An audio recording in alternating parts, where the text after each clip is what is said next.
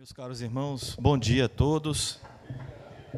Que Jesus nos guarde sobre a sua paz e dizer que para nós é sempre uma alegria imensa nós estarmos novamente nessa casa, que já faz parte também da nossa casa, né? Então nós gostaríamos de agradecer a todos os corações aqui presentes, que se deslocaram dos seus lares para que pudesse estar conosco, nesta manhã de reflexão, muito importante para cada um de nós.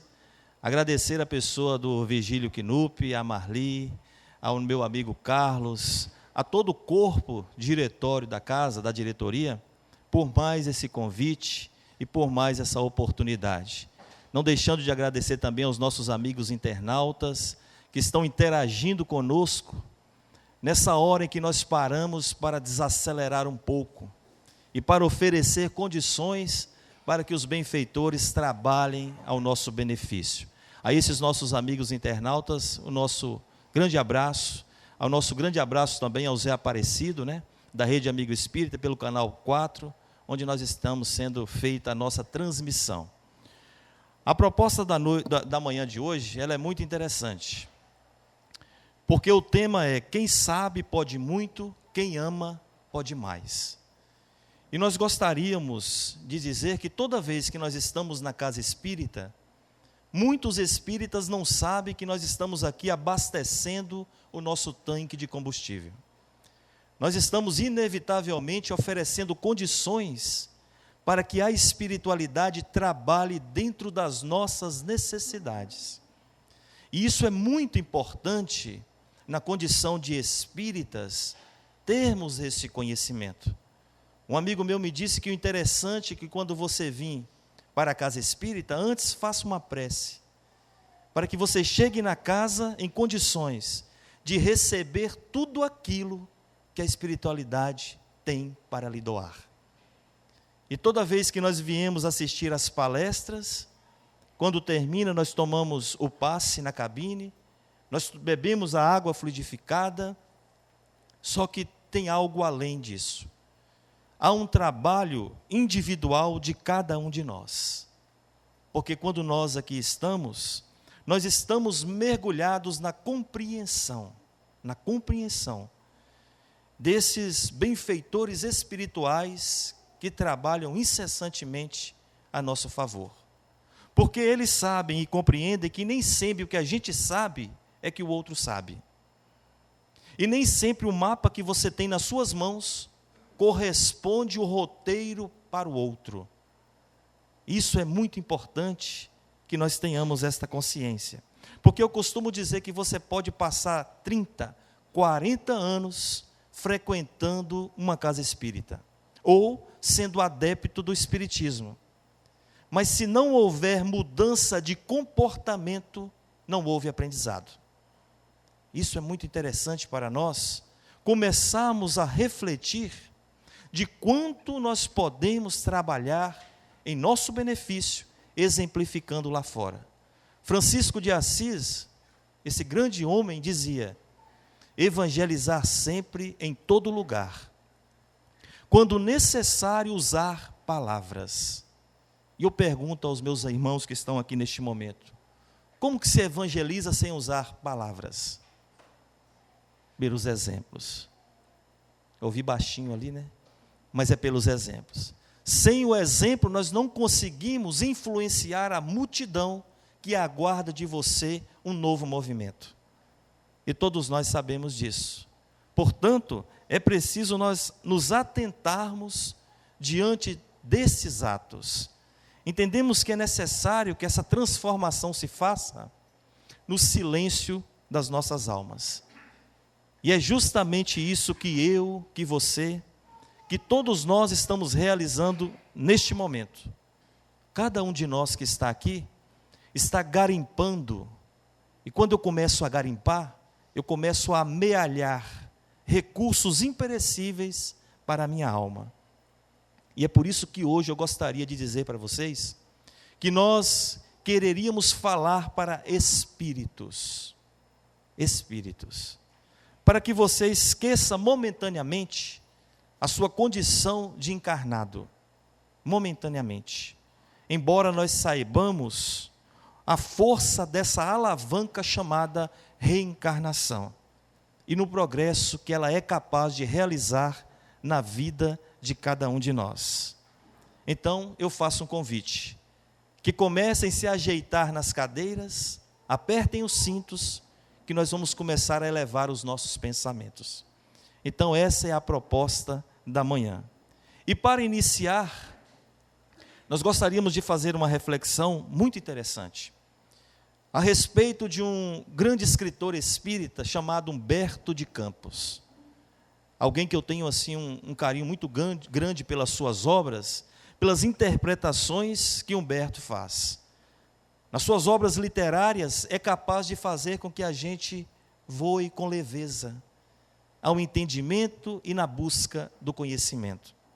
E Humberto de Campos, usando o pseudônimo de Irmão X, na sua obra Contos e Apólogos, pela psicografia missionária e apostolar de Chico Xavier, vai nos narrar nesse livro um capítulo que se chama No Caminho do Amor. No Caminho do Amor. Ele conta que em Jerusalém, quando Jesus caminhava pelos arredores do templo, havia uma adornada cortesã, uma mulher que para sua época, pelos padrões da estética, muito bonita, uma jovialidade que chamava e despertava a atenção, com seus cabelos, com seus olhos profundos, uma mulher que hoje nós costumamos qualificar como prostituta. Ela, ao enxergar o mestre, vê nele aquele homem de olhos fascinantes, de cabelos delicados, de olhos lúcidos, e ela naquele momento tem uma arrebatada paixão. E essa onda de simpatia começava a se irradiar-se dela. Provavelmente hoje, na condição de espíritas, nós sabemos que o magnetismo divino de Jesus é capaz de modificar os nossos padrões. Só que ela, na condição de mulher, ela sentiu algo diferente. Corrigiu a dobra da sua túnica, uma túnica muito alva, dizia Humberto, e uma paixão de súbito a possuiu, e ela se aproxima de Jesus e disse: jovem, as flores de Séforis encheram-me a ânfora do coração com deliciosos perfumes. Eu tenho uma felicidade ao teu dispor em minha loja de essências finas. E ela indica uma vila cercada de rosas, à sombra de arvoredos acolhedores, e diz a ele: inúmeros peregrinos cansados me buscam à procura do repouso que reconforta. E a minha primavera juvenil encontram o prazer que representa a coroa da vida, e que o lírio do vale nem a carícia dos meus braços, nem a romã mais saborosa possui o mel dos meus lábios. Vem e vê. Eu irei te dar-te um leito macio, tapetes dourados, o vinho capitoso. Irei te acariciar a fronte cansada e curar o seu cansaço da viagem longa. Descansarás os teus pés em água de nardo e ouvirás feliz as harpas e os alaúdes do meu jardim. Que proposta, né? Proposta nos dias de hoje que nós poderíamos converter em sensualismo, né? De forma desequilibrada e muitas vezes a ostentação. Porque tudo isso ela prometeu ao Cristo naquela época, só que ele só observava. E narra Humberto de Campos que ante a incompreensível mudez do Cristo, ela tornou a suplicar depois de leve pausa: por que não me respondes? Ela nunca foi contraída por ninguém, descontraída por ninguém. E ele diz: tu tens um brilho no olhar, e assim eu procedo por muito te amar. E ela torna a perguntar ao Cristo: não virás? E Jesus, entendendo aquela condição involutiva daquela alma, diz a ela com muita ternura: agora não, talvez depois, quem sabe? E ela, ouvindo isso do Cristo, se sentiu humilhada, porque ela nunca havia rejeitada por homem nenhum na Palestina. E ela vira e vai embora. Depois que se passaram 2 anos, transcorridos 2 anos, mas eu só vou contar no final da palestra, porque quem foi embora vai perder essa lição sublime de amor que Jesus tem por nós. Lá no final vocês me lembram, tá? Então no livro Consolador, livro Consolador de Emmanuel, esse livro é muito interessante para nós espíritas. Quem não tem ou quem já não leu, procure ler, para poder ver como esse livro foi formado. Ele foi escrito no dia 31 de outubro de 1939, no Centro Espírita Luiz Gonzaga, em Pedro Leopoldo. E os componentes, conta Emmanuel, que eles entravam em discussão em certos temas doutrinários, e era feito por meio de perguntas, e onde Emmanuel respondia. E lá no prefácio do livro, tem a primeira pergunta, que diz assim: apresentando o Espiritismo, o seu aspecto consolador, prometido pelo Cristo, 3 aspectos diferentes, que nós todos sabemos: o científico, filosófico e religioso.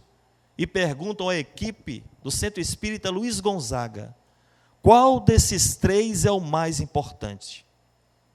E Emmanuel diz: podemos ver o Espiritismo simbolizado desse modo, como um triângulo de forças espirituais. A ciência e a filosofia se vinculam na terra, porém a religião é o ângulo divino que nos liga ao céu. Olha que explicação maravilhosa de Emmanuel. E ele debulha um pouco mais essa explicação, dizendo assim: no aspecto científico e filosófico, a doutrina será sempre um campo de nobres investigações humanas, que visam, que objetivam o aperfeiçoamento da humanidade. E no aspecto religioso? No aspecto religioso repousa a sua grandeza divina. E aí eu pergunto aos nossos irmãos: quantas ferramentas nós não temos a nosso favor? Quantos de nós não poderíamos estar melhorando cada vez mais a experiência na carne que nós estamos tendo neste momento? Porque eu costumo dizer sempre: você teve hora para vir e você tem hora para voltar. E muitas vezes nós carregamos bagagens desnecessárias que nos impedem de enxergar. Porque nem todo mundo consegue ver o que você já vê. Nem todo mundo. Então nós precisamos conquistar o que Jesus nos ensinou em Mateus 6:22. Se os teus olhos forem bons, todo o teu corpo terá luz. Todo o teu corpo. É uma questão de enxergar as situações. Porque nós buscamos a casa espírita e dizemos assim: ô meu irmão, eu estou passando por uma dificuldade muito grande. E aí o pessoal do atendimento fraterno reúne a equipe e dá o atendimento a ele. E chegam à conclusão e viram para ele e diz bem assim: para você encontrar, meu irmão, uma solução, aumente a prática do Evangelho. Mantenha-se em prece e a espiritualidade caminha com você. Você sabe o que ele fala? Mas isso eu já faço. O Evangelho no lar eu pratico toda semana. E aí o benfeitor vira para ele da casa espírita e fala: não, meu irmão, você não está entendendo. Não é praticar no sentido de uma leitura ou de uma formalidade. É no sentido de você vivenciar o Evangelho. Aumente a prática. Até para escutar nós temos um probleminha. Aumente a prática do Evangelho. Como é que eu pratico o Evangelho? É aqui dentro ou lá fora? É lá fora. Da porta para fora da Sociedade Colatinense de Estudos Espíritas, é o templo sagrado do nosso coração. É lá na fila de um banco, é aquele hospital público, é no meu trabalho, é na minha família, que eu começo a praticar e aumentar o que o Evangelho nos ensina. E já chegou a hora de nós termos esta consciência Eu estava, eu estava comprando um pão na padaria, e aí um amigo meu que estava um pouco distante assim, disse assim: ô Denilson, eu vi uma foto sua lá numa rede social, e aquilo é o quê? Religião? O que é aquilo? Eu disse: não, é uma palestra. É o que eu falei um pouco alto, ele estava um pouco longe, né? A padaria cheia de gente, e ele falou comigo assim: e qual religião? Aí eu já não gosto, né? Eu falei: espírita. Todo mundo estava na padaria, virou para mim. Uns queriam fazer assim, mas me conhecia, né? Outros, o olho cresceu um pouquinho mais. E tinha uma mocinha que ela estava assim, no caixa. Eu estava já em frente ao caixa. Eu só faltei falar com ele, até a raiz do cabelo, mas não deu tempo, né? E aí ela ficou na frente, ela virou para mim e disse assim: qual é que é mesmo esse negócio aí de espírita, hein? Eu falei: qual é que é o quê, minha filha? Vocês acreditam aí que o Cristo, aguardam a vida do Cristo? Eu olhei para um lado, olhei para o outro, eu pensei: eu acho que dá tempo de doutrinar. Eu acho que dá, porque o pessoal estava meio afastado. Eu disse para ela assim: não, minha filha, não. Nós espíritas, por enquanto, não aguardamos a vinda do Cristo. Porque eu acho que o Cristo está aguardando a nossa caminhada em direção a Ele. E aí eu dei um exemplo para ela. Eu falei com ela: você imagina um professor que passa uma tarefa para o seu filho na escola, para você fazer à noite com ele. Só que aí o seu filho não realiza a tarefa escolar. Então, com certeza no outro dia, quando o professor pegar o caderninho dele, ele vai ficar feliz com isso? Não, ele não vai ficar feliz. E eu falei com ela: sabe qual é a nossa tarefa que Jesus nos passou? Eu vou dizer só 3. Amar a Deus acima de todas as coisas, de todo o teu coração, de todo o teu espírito, de toda a tua alma. Amar o próximo como a ti mesmo, e não façais aos outros o que não gostaria que os outros lhe fizessem. E tem mais um ainda, que é amar os nossos inimigos, fazer bem aos que nos odeiam e orar pelos que nos perseguem e caluniam. Será que nós já estamos com a tarefa pronta? Porque se Jesus entrar ali agora fisicamente, porque espiritualmente ele já está ao lado de nós, a sua energia é tão portentosa que ele já está aqui presente, irradiando em torno de cada um. Mas se ele entrasse ali fisicamente e falasse assim: fulano, me dá sua avaliação, deixa eu corrigir aqui para ver se você já fez. Será que ele ia ficar feliz conosco? Talvez não. Então essa é a nossa tarefa, primeiramente. Tem uma frase de Buda, muito interessante, que ele diz: não deixe que as pessoas te coloquem na tempestade delas. Coloque-as na tua paz. Na tua paz. E é exatamente isso que nós temos que nos preocupar.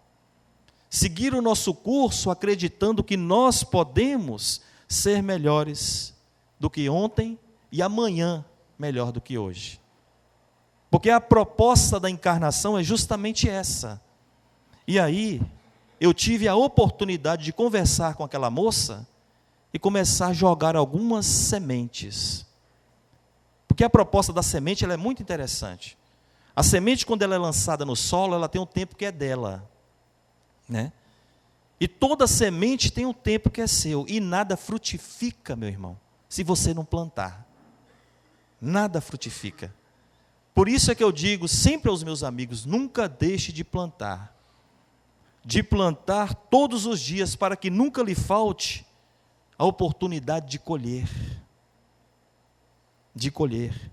Porque quando você aceitou o compromisso para reencarnar neste planeta, você recebeu uma gleba, um terreno, uma terra. Agora, para que essa terra se dê frutos, é preciso que a gente cuide dela, que a gente adube, que a gente regue, que a gente tome muito cuidado. Um bom agricultor cuida da sua gleba.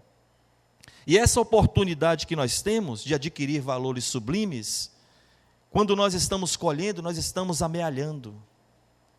Você está se fortificando. Nós estamos criando recursos que refletirá na tarefa de cada um de nós. Porque tudo, eu costumo dizer, que está no pensamento.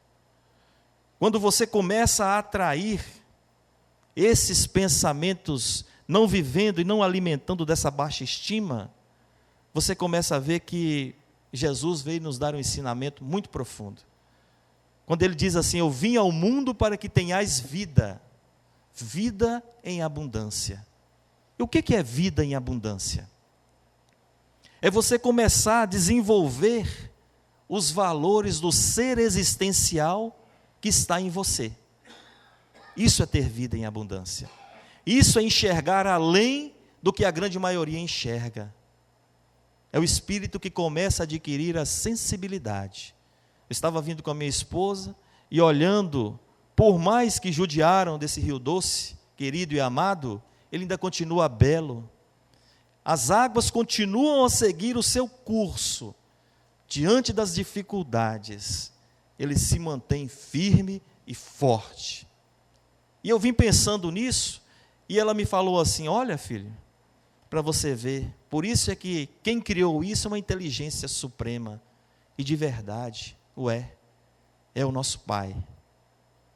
E nós só vamos adquirir essa sensibilidade de perceber a grandeza do Criador, muitas vezes, quando nós já desencarnamos, porque tem gente que nem assim reconhece, passa por um processo ainda muito difícil de depuração, o processo de deixar penetrar no sentimento da criatura a grandeza do Criador.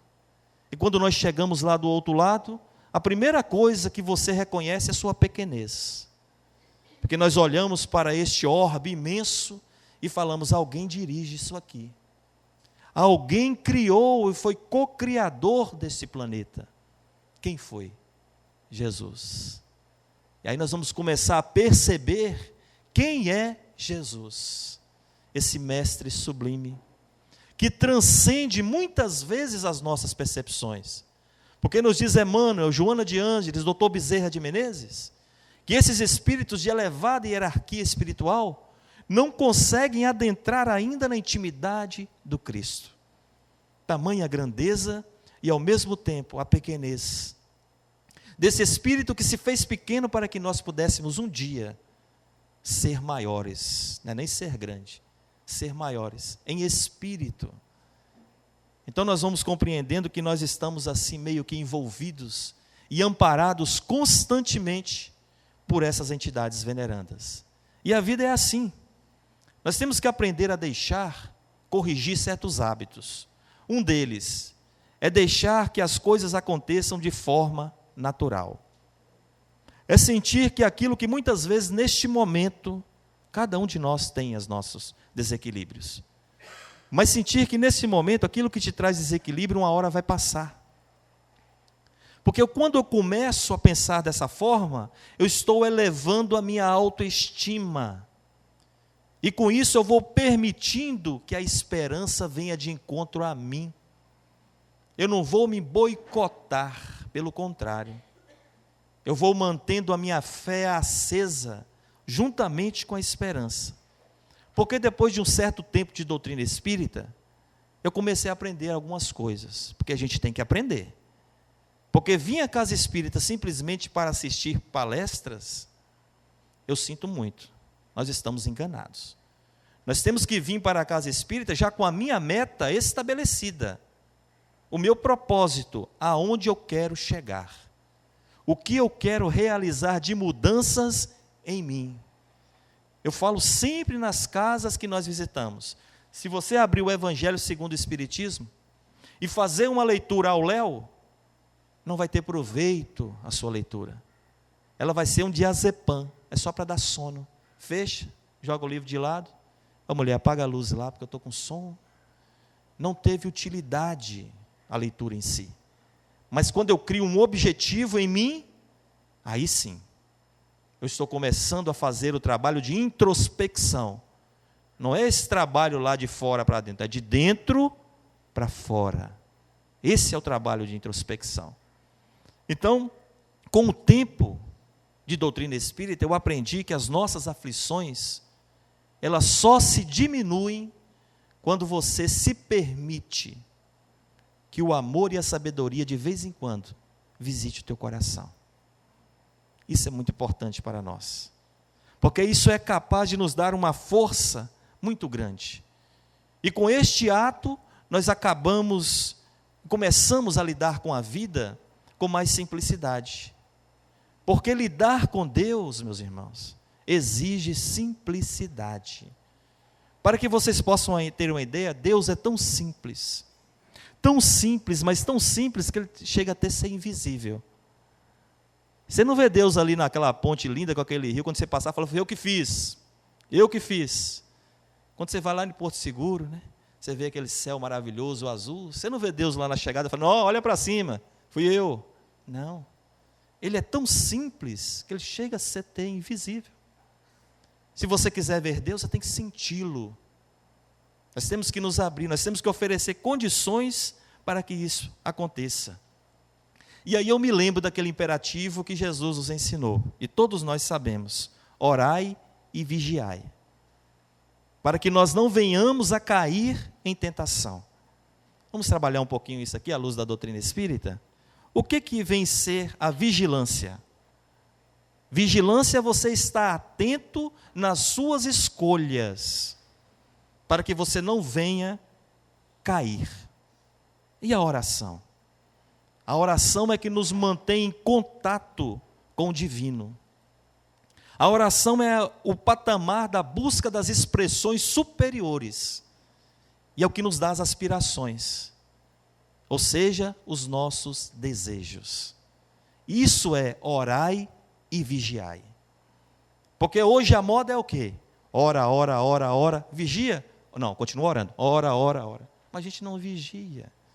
A gente não se vigia, porque se eu sair ali fora, o pneu do meu carro estiver furado, ou o carro riscado, eu falo, se eu pegar esse moleque, já esqueceu. Porque segundo a espiritualidade, todos nós saímos da casa espírita, com os nossos pontos de forças, ou chakras, literalmente equilibrados. Porque é nessa hora que a gente oferece condições de ser trabalhado em nós essa tarefa. Você sai muitas vezes irradiando luz do seu chakra coronário. E aí o que acontece? Quando a gente chega ali fora da porta da casa da sociedade, eu penso naquele boleto que eu tenho que pagar amanhã e eu não tenho dinheiro. Eu já começo a ficar nervoso. Eu vou voltar para casa e aquela mulher lá me esperando de novo. E a minha sogra que vai almoçar daqui a pouco. Aí a luz faz o quê? Vai apagando. Vai apagando e nós vamos o quê? Boicotando nós mesmos. É isso que nós estamos falando essa manhã. É para isso que nós temos que orar e vigiar. Principalmente os nossos pensamentos, porque tudo isso ocorre através do pensamento. Pensamento.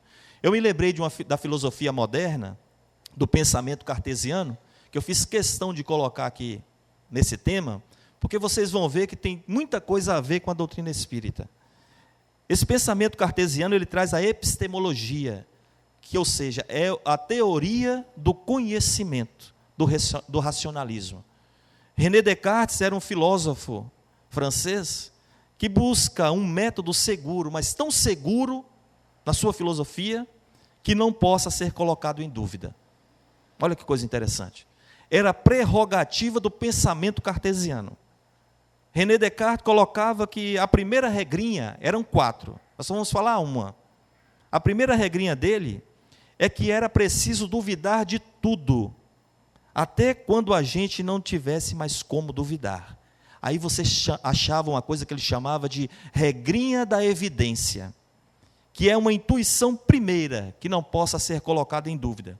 Por exemplo, aquela famosa frase que entrou para os anais da história: eu penso, eu logo existo. Será que isso não tem a ver um pouco com o pensamento? Será que isso não tem a ver com a fé raciocinada? Eu preciso achar a regra da evidência. Ou se alguém disser para mim, acredita em Deus, Denilson. Mas por que eu tenho que acreditar em Deus? E por que eu não tenho que acreditar em Deus? Eu vou buscar a regra da evidência de René Descartes. Então, esse pensamento cartesiano, ele abre uma espécie de link para nós espíritas. Porque nós sabemos que a mente é um poderoso imã. Porque quando eu penso, eu estou vibrando, eu estou atraindo, eu estou sentindo. E quando você desencarna no plano espiritual, quando você se torna novamente na condição de espírito imortais que somos, então pensar, meu irmão, aqui já é muito complicado. Pensar no plano espiritual requer responsabilidades. Responsabilidades. Eu me recordo nas obras do livro de André Luiz, que porque ele nunca estava sozinho.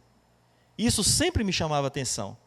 No primeiro livro, Nosso Lar, ao último, e a obra e a vida continua, ele nunca esteve sozinho durante a sua experiência e as narrativas que ele fazia.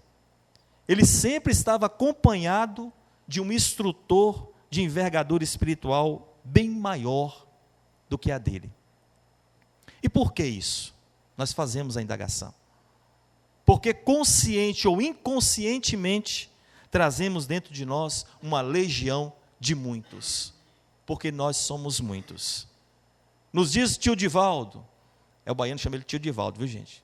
Nos diz tio Divaldo, que cada um de nós que está aqui presente, no mínimo, já tivemos mais de 500 encarnações.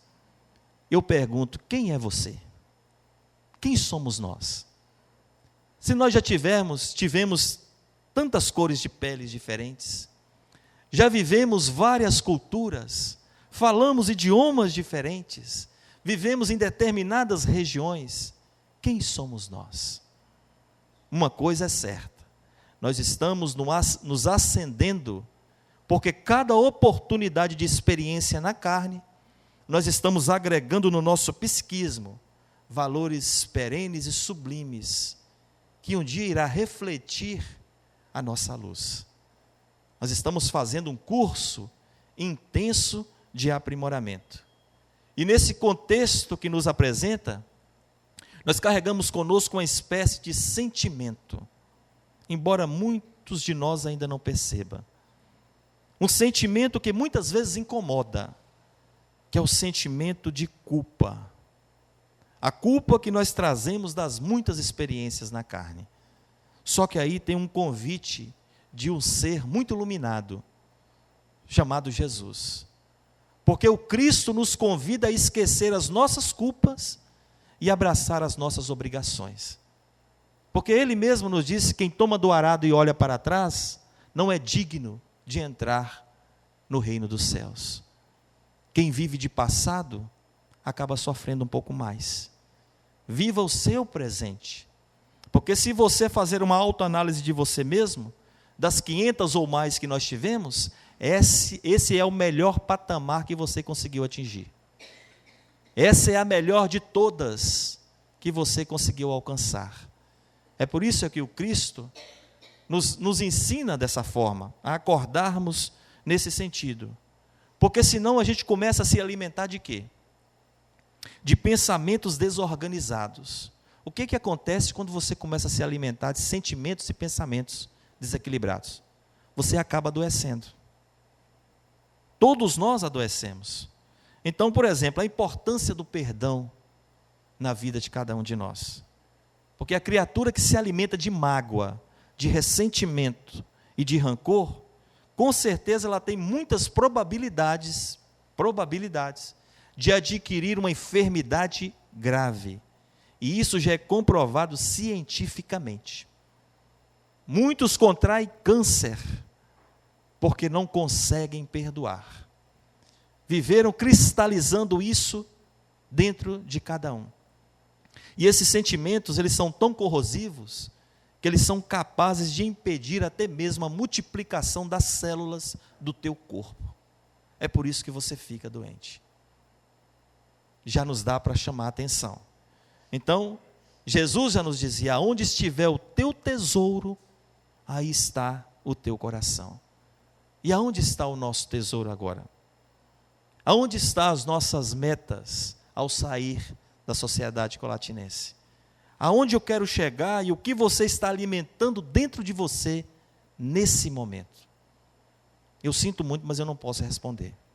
Somente cada um de nós devemos interrogar a nossa consciência. É por isso que o tema nos leva a refletir que há uma grande diferença entre conhecimento e sabedoria. Tem muita gente que confunde esses dois valores.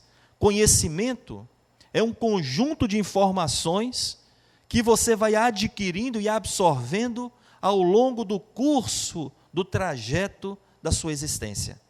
Isso é conhecimento. Agora, sabedoria é tão simples que chega a ser difícil, de praticar. Sabedoria é você praticar tudo isso que você já sabe. Isso é sabedoria.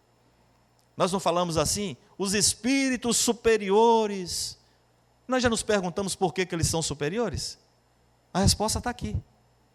Porque tudo que eles sabem, tudo que está no Evangelho segundo o Espiritismo, eles leem e praticam. Vivenciam esses ensinamentos. Por isso que são espíritos de uma envergadura maior.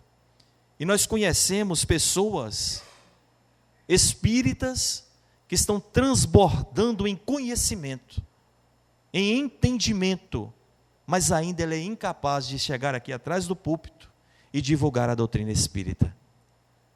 Ele ainda é incapaz de participar na casa, no grupo, como um passista, como alguém que faz parte do atendimento fraterno, como uma sopa.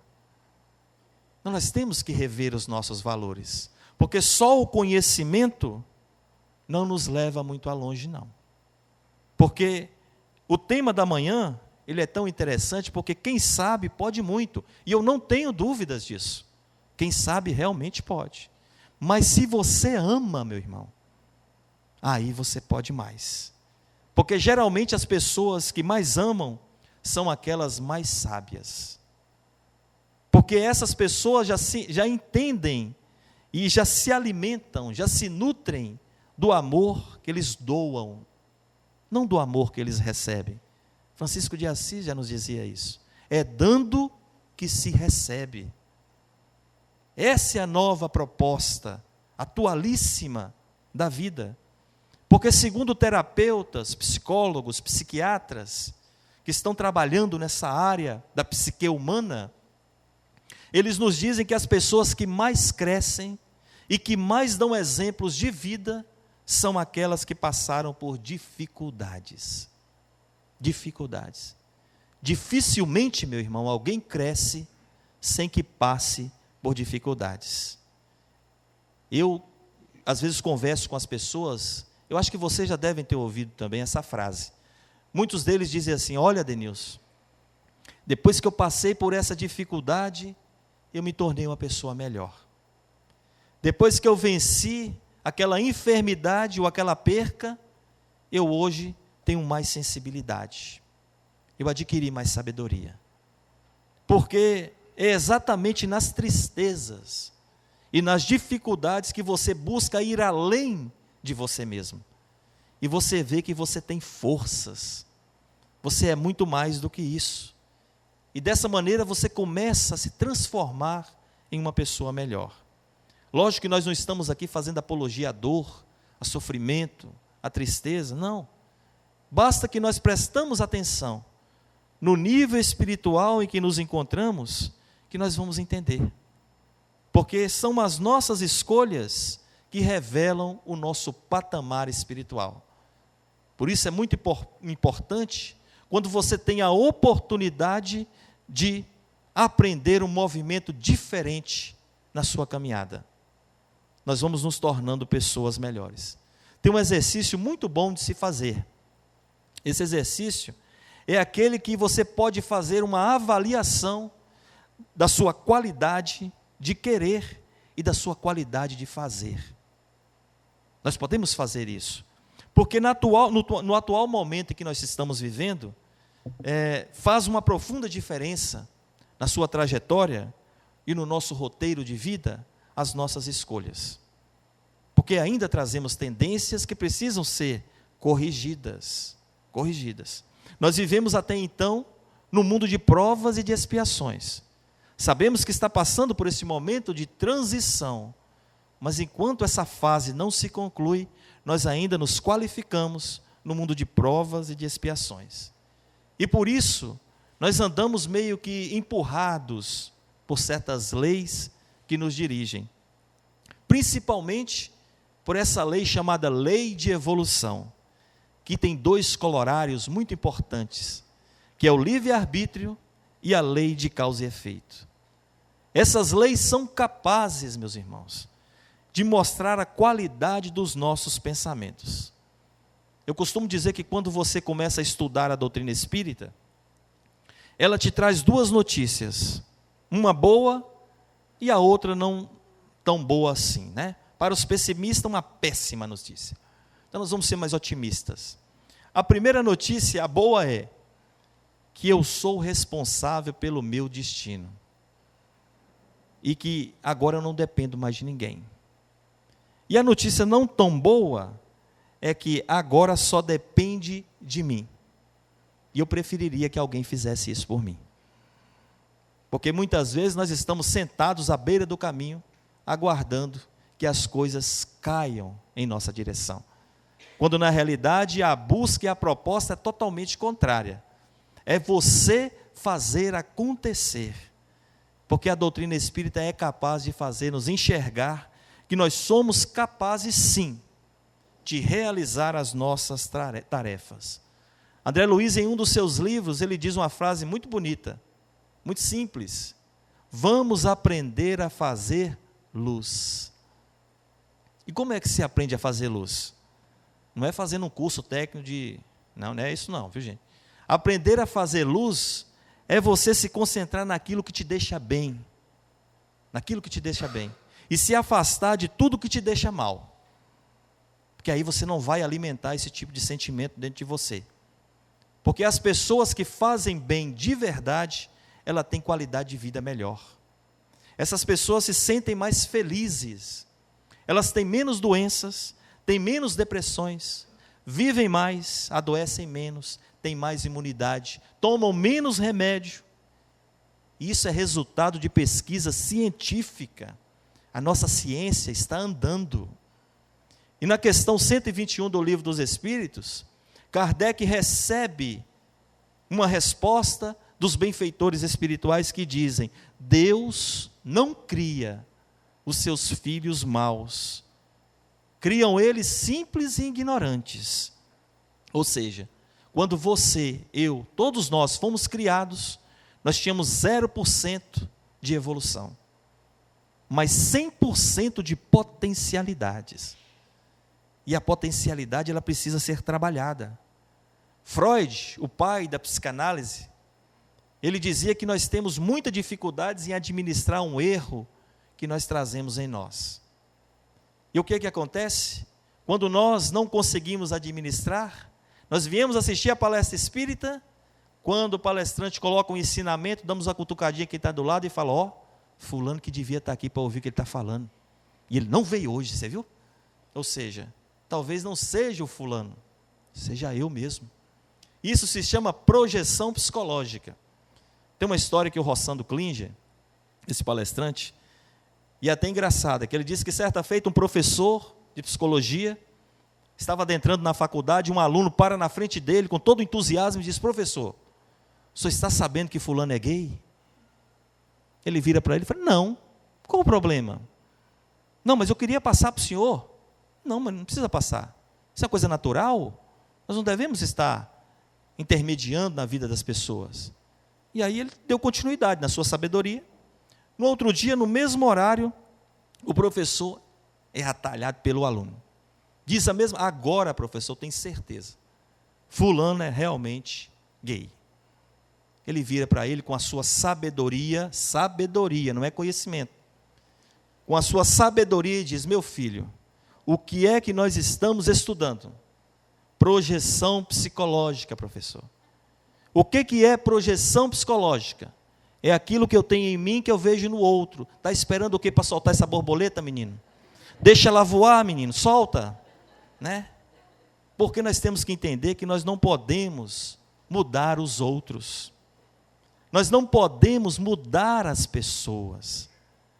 Porque isso não é um atributo humano. Isso é um atributo divino. Divino. Está lá, na primeira parte do Evangelho segundo o Espiritismo. As atribuições divinas. E quando nós temos essa consciência, nós vamos não viver, mas nós vamos aprendendo a conviver uns com os outros, aceitando personalidades, opiniões, e assim nós vamos caminhando mais leves. Porque eu costumo dizer que não há uma falha, não há um desvio ou uma sombra que permanecerá em nós. Os talentos, as virtudes permanecerão, porque a pedagogia divina, essa pedagogia educativa, age sempre a nosso favor, ainda que de momento nós aqui estamos, não percebamos. Santo Agostinho, no Evangelho segundo o Espiritismo, nos dá outro exercício que nós podemos fazer, em 3 partes. A primeira, você consulta a sua consciência, se ela aprova ou não os atos do dia que você passou. Faça isso amanhã. Será que a gente tem coragem? Consultar a nossa consciência, se ela aprova ou não. O segundo, depois você faz uma consulta objetiva. Pergunta para você mesmo: você cumpriu o seu dever? Isso é consulta objetiva. Na terceira, alguém tem algo contra você? Porque senão fica um processo subjetivo, né? Nós precisamos indagar a nossa consciência. Então Santo Agostinho propõe esse exercício, que é o de nos encontrar a nós mesmos. E é justamente aí que nós temos as dificuldades, de reconhecer ainda quem somos. Eu me recordo no livro André Luiz, chamado Mensageiros da Luz, que foi psicografado por Chico, quando ele recebe a informação, em conversa, em diálogo, em uma das instituições do nosso lar, com um espírito chamado Manassés. E quando ele conversa com ele, Manassés dá uma notícia que deixou André Luiz assustado. Até então também eu não sabia, eu fiquei muito assustado. Porque Manassés diz a ele que nós só aproveitamos 50%, 60% das potencialidades que nós trazemos em nossa encarnação. Imagina, nós estamos perdendo 40%, 50%, a metade dos recursos que estão a nosso dispor e que nós não utilizamos. A neurociência, segundo o Dr. Sérgio Lopes, nos diz que já está demonstrando que existe de fato uma área do nosso cérebro que é chamada de circuito da recompensa. Eu já falei aqui uns 3 exemplos da nossa ciência. Olha como está avançada. Chamada circuito da recompensa. E esse circuito é ativado quando você está praticando a caridade. E também pelo progresso que você já realizou. Mas para ativar essa área, nós temos que começar a falar de uma coisa chamada limpeza. Limpeza. Porque para ativar isso aí, se não houver limpeza, não há conhecimento, não há sabedoria. A limpeza ela tem a ver com essa característica, que quando nós limpamos, nós estamos arredando o quê? Espaço. Por exemplo, se eu tenho um armário lotado de coisas lá em casa, quando eu limpo esse armário, eu estou abrindo espaço para colocar coisas lá dentro. E quando eu limpo a minha casa, por exemplo, eu estou higienizando a minha casa. Então isso nos leva a refletir que a limpeza tem uma mensagem de poder abrir espaço para coisas novas. Por isso nós devemos limpar as coisas velhas. E o que é, Denilson, que nós trazemos de velho dentro de nós? Ressentimento, preconceito e uma série de coisas guardadas que nós carregamos, que estão ocupando espaço para coisas novas. Nós devemos refletir sobre isso, porque quando você tira a sujeira que te impede de enxergar, aí você começa a trabalhar a potencialidade e as possibilidades de ampliar a sua visão. E aí nós começamos realmente a entender que quem ama pode mais. Essa limpeza você deve fazer todos os dias. Essa limpeza, a casa espírita dispõe de recursos através do passe. Agora, a energia que eu recebo eu preciso saber administrá-la, para que ela fique o maior tempo possível junto comigo. Porque dessa forma que quando nós saímos daqui da casa espírita, nós já saímos conectados com os benfeitores. E é por isso que a revisão de hábitos que nós temos deve ser muito importante no nosso dia a dia. Porque como eu estou chegando depois do trabalho no meu lar, será que eu já chego gritando com todo mundo? Impaciente? Ou será que eu já sento na mesa, tomo um café e converso com meus filhos, com a esposa? São hábitos. Hábitos que precisam ser corrigidos. Eu tenho amigos que falam assim: Denilson, eu vou deixar a casa espírita porque eu não consigo mudar. Eu falei: por que você não consegue? Porque é aquele hábito que me incomoda, toda vez que eu tento eu não consigo. Eu falei: comece primeiro pelos pequenos, nunca vá pelo grande. Comece primeiro a dar um movimento diferente na sua existência. Por exemplo, os gestos afetivos. Quantos de nós não podemos fazer um gesto afetivo dentro do nosso lar? Porque o lar e a família, eu costumo dizer que é um grande laboratório depurador e reparador. É ali onde nós temos condições de aprender e de nos equilibrarmos diante da proposta de Jesus e da própria doutrina espírita. E agora chegou a hora. Transcorridos 2 anos, 2 anos se passaram. E narra Humberto de Campos que quando Jesus levantava o paralítico ao pé do tanque de Betesda, uma senhora anciã procurou o Cristo e lhe pediu socorro, para que ele pudesse salvar uma infeliz criatura atenazada pelo sofrimento. Humberto diz que Jesus, naquele momento, parou tudo o que estava fazendo e começou a seguir aquela mulher. E ele narra assim: num pardieiro denegrido, um corpo chagado exalava gemido angustioso. A disputada mercadoras de aromas, ali se encontrava carcomida pelas úlceras, de pele enegrecida e de rosto disforme. Feridas sanguinolentas pontilhavam-lhe a carne, agora semelhante ao esterco da terra, exceção dos olhos profundos, que continuavam muito lúcidos. Mas não lhe restava mais aquela jovialidade, aquela feminilidade, aquela beleza das antigas. Era uma sombra leprosa, que ninguém ousava se aproximar. Ela o olhou quando Jesus chega e o reconhece. Era o mesmo Nazareno, de porte sublime e de atraente expressão. O Cristo naquele momento estendeu-lhe os braços, tocados de intraduzível ternura, e a convidou: vem a mim, tu que sofres. Na casa do meu Pai nunca se extingue a esperança. Naquele momento, devido ao seu estado em que ela se encontrava, carcomida e deformada pela lepra, ela quis recuar, mas ela não conseguiu nem mover os dedos por causa da doença.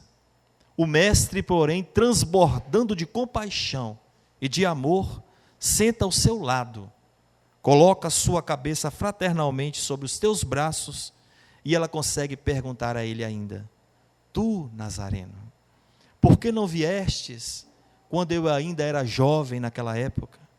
Quando eu podia te dar-te tudo do bom e do melhor, mas agora você vem, que eu não posso e não tenho nada para te oferecer. Por que não viestes naquela época? E Jesus, este mestre sublime, que transcende muito a nossa percepção, pelo seu amor, pela sua humildade e pela sua simplicidade, ele olha nos olhos dela e diz: eu descubro um brilho no teu olhar, e agora eu procedo, assim por muito te amar. E é justamente neste momento em que Jesus aceitou o convite de 2 anos atrás, para poder amá-la e aceitar aquela proposta. Portanto, é justamente aí, meus irmãos, que nós trazemos as dificuldades, porque quem sabe, eu não tenho dúvidas, pode muito, mas quem ama pode mais. Como diz um grande palestrante, que diz assim, ele diz assim para nós, quando eu morrer, eu vou para o céu. Porque estar com vocês nessa manhã na Sociedade Colatinense foi começar a sentir um pedacinho dele. Que Jesus possa nos iluminar, que a paz do Mestre nos fortaleça e reflita sempre sobre estas mensagens, para que nós possamos estar sempre conectados com Jesus. Muita paz a todos e que Deus nos ampare sempre.